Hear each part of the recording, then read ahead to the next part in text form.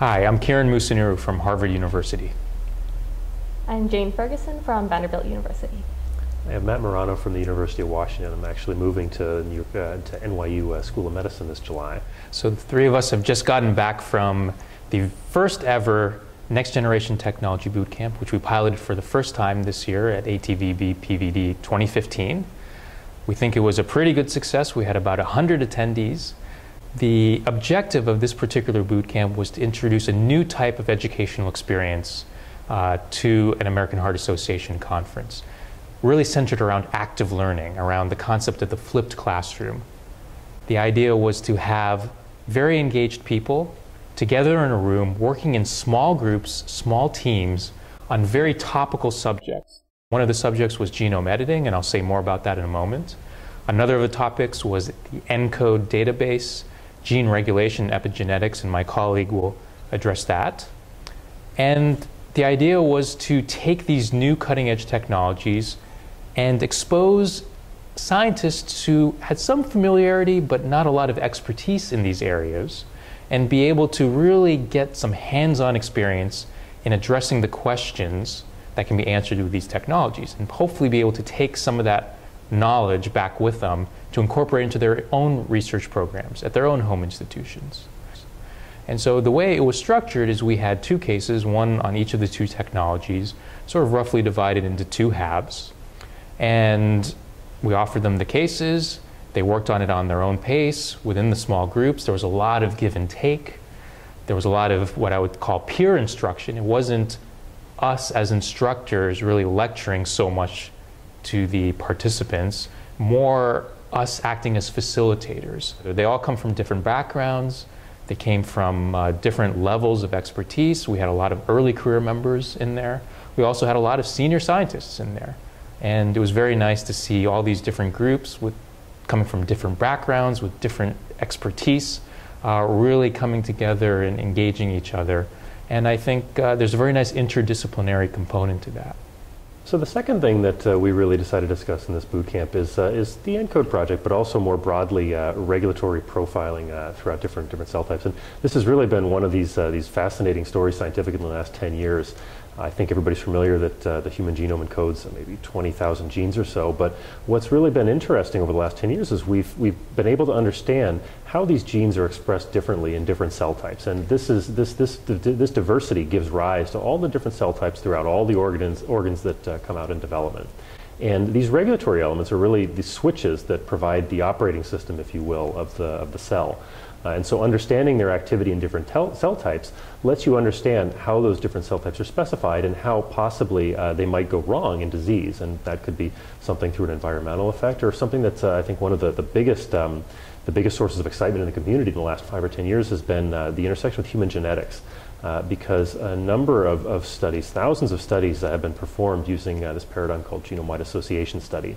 And these results have come back largely in the non-coding regions of the genome. And so at the same time, projects like the Encode Project were mapping just these same regions, and were able to identify specifically the elements that were active in particular cell types. And so what we were trying to do today was to help people from both sides try to make sense of putting these data together. And this, I think the regulatory genomics data is not as mature as people who might be looking for differences in coding genes as might have happened throughout the 1990s. And so it takes a certain amount of technical expertise to be able to first to know where to look, and then where to pull down the relevant data, and then how to interpret it, because at the end of the day, it requires some thought to reconstruct what was going on biochemically in the cell, and then how you translate that into some sort of an understanding of disease etiology. And so, we went over some of just the basics of the data sets that were available. We then discussed some of the more interesting takeaway principles, if you will, that have come out of this type of work. And then we kind of went into some of the nitty-gritty that was going to help people in maybe their day-to-day research lives, how they might go about utilizing this data to try to come up with some sort of a mechanistic understanding of what, for example, genetic association might have to do with the regulatory regions of your genome. The other subject that was emphasized in the bootcamp is genome editing with the so-called CRISPR-Cas9 system. And this is a technology that just emerged a little more than 2 years ago and burst onto the scientific scene in such a way that it's really transforming all of biomedical science, cutting across all disciplines. This is a technology that allows us to make changes as desired in the genome of essentially any organism that we want. And that could be ranging from model organisms that are used by many scientists, such as mice, or fruit flies, or worms, or whatnot, but also is just as applicable to human cells. So cells in a dish, stem cells, for example, where we're trying to understand how genetic variation affects phenotypes in different cells and different tissue types, but also applied to organisms, as I mentioned before, things like mouse models and so forth. And what has made this technology so transformational is two things. One is it works with very high efficiency. So if I want to go in to a cell system or into a mouse model and I want to introduce a change in the genome, I can do it with far more efficiency than has ever been possible before. To the point where in the old days, by which I mean just a little more than 2 years ago, it would take on the order of 1 to 2 years to make a knockout mouse. Now with the CRISPR-Cas9 system, that time has been reduced to a matter of weeks. And instead of having to wait years to generate the mouse model to answer your scientific question, you can actually make a whole large number of mice in a very short time to answer a whole lot of scientific questions. One person or one research program, one laboratory working alone can do far more than was possible just a couple of years ago. Now, besides transforming the research fields in the biomedical science and in cardiology and cardiovascular science in particular, there are also very interesting therapeutic possibilities here, because the ability to change the genome opens up the possibility of actually tackling genetic disorders and correcting mutations that are responsible for disease.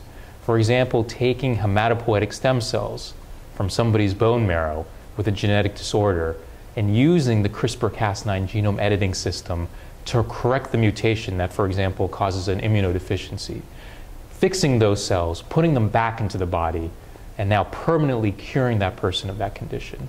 Something I work on personally is cholesterol metabolism. And so something I'm very interested in doing is using the CRISPR-Cas9 genome editing system to modify genes that are involved in cholesterol metabolism in a way that would lead to a durable reduction in cardiovascular risk. So instead of having to take a medication like a statin drug every day for the rest of one's life, one could imagine actually taking a single therapy, a single shot, almost like a vaccination that would confer lifelong protection against disease. So as far as we can tell, the session went really well. I was walking around answering people's questions, helping them out. Everybody seemed really engaged. As an instructor, it was really nice to see people working together, getting engaged with the material. Even after we finished, there were a lot of people there who wanted to go through, finish answering all the questions. So people really seem to enjoy it. And we're hoping that this can become a regular feature. So next year, ATVB PVD 2016 will be in my hometown, Nashville, Tennessee. So we're excited about the potential to expand this, to do some of the same topics maybe if they're still relevant, and also to think of some new topics that people might be particularly interested in. My work focused a lot on RNA sequencing, so that might be a topic that people might be interested in.